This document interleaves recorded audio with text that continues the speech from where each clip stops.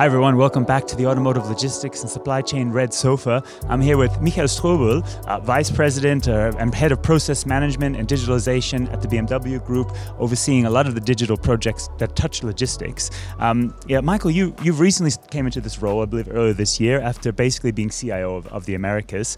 So you certainly have a sense between how central IT works with business units and logistics and production. Can you talk a little bit about that evolution and those relationships in your new role?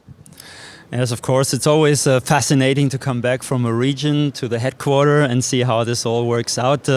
What is a general pattern is that the times of everything global, from my point of view, are over.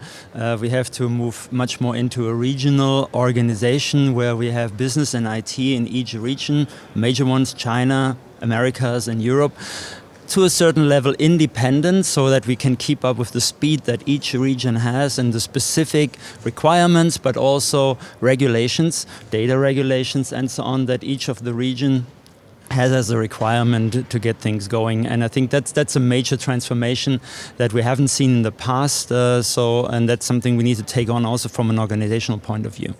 Absolutely, and you recently went live with the cloud SAP S/4HANA in Oxford, in Plant Oxford. So again, a big integration. Can you talk a little bit about what this is going to mean in terms of logistics and logistics digitalization now and in the future? It was definitely a huge transformation. We are the first plant, automotive plant with S/4HANA in the cloud, and for us it's a big opportunity. In the past we developed our SAP solutions in pillars. We started with finance, then HR, then production, logistics. Now we could create one horizontal integrated logistics solution where we can integrate the finance bits but also the customs bits. So there's one process flow and one data flow, and we have one common basis for analytics. So that's a huge step forward. Absolutely. And so you've rolled out in Oxford. Just give us a little sense of some of the next steps in the integration. Well, it felt like a marathon, but Oxford was just the beginning. We have 30 more plants to go across the whole world.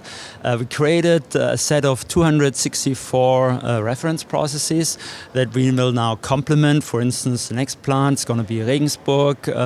They have some additional body shop elements. Then we will be in Debrecen. They have a press shop. So we'll increase the scope of the reference processes, hopefully not change the others. We want to stick to the reference and then roll out over the next year from one plant to the other. So that's a big change. From a development organization, it took us years and years to develop the template so that it fits to our requirements, now to a rollout organization. Fantastic. Another key aspect of digitalization when we think about supply chain, BMW has a control tower overlooking its logistics centrally. Can you talk a little bit more about how you're integrating visibility further upstream into these sorts of processes in your tier N, tier 2, tier 3 supply chain? I mean, the key project we are engaged in here is the Catena X consortium and everything that is related to it, because this will allow us to have more traceability upstream into our second and third tier suppliers. On the other hand, BMW is changing to what we call the future sales model, which means in Europe we are selling online directly to our customers. So that means also the vehicle distribution part requires more visibility, and add to it everything related to battery electric vehicles and some legal requirements and compliance issues there as well. Traceability upstream and downstream is key now moving forward. Hopefully Catena X is a key enabler to help us with that. Absolutely. And one side that I wanted to just touch on, you alluded to it, the traceability requirements and let's say the data connection requirements in EV and battery. It is to a certain extent to another level to what we've seen previously, isn't it? Yeah, you can say that. For instance, if you look at a battery, which consists of hundreds and hundreds of cells, a battery module, we get those cells from our suppliers. We build an energy module with it. We have to check the age of each of the cells to make sure that when we hand over the battery to the customer, it is according to the specification homologation in a fresh state.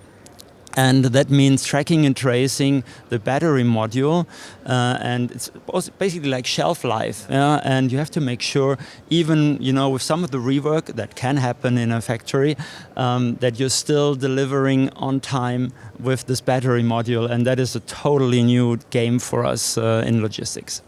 Lots of fun to come. So finally, one more question. We'll hit the buzzword AI. What is the next frontier for you and BMW in using AI in controlling your supply chain and logistics? I think it is certainly a buzz, but in the past, our answer to everything were dashboards. Yeah.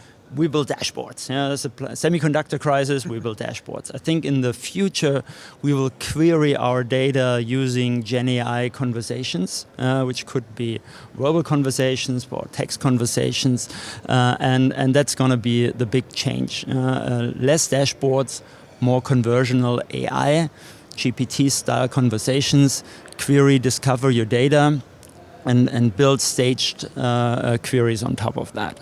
So, thank you so much, Michael. Here's to a future with fewer, more effective dashboards and more generative AI.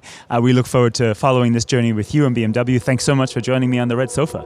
Thanks for having me.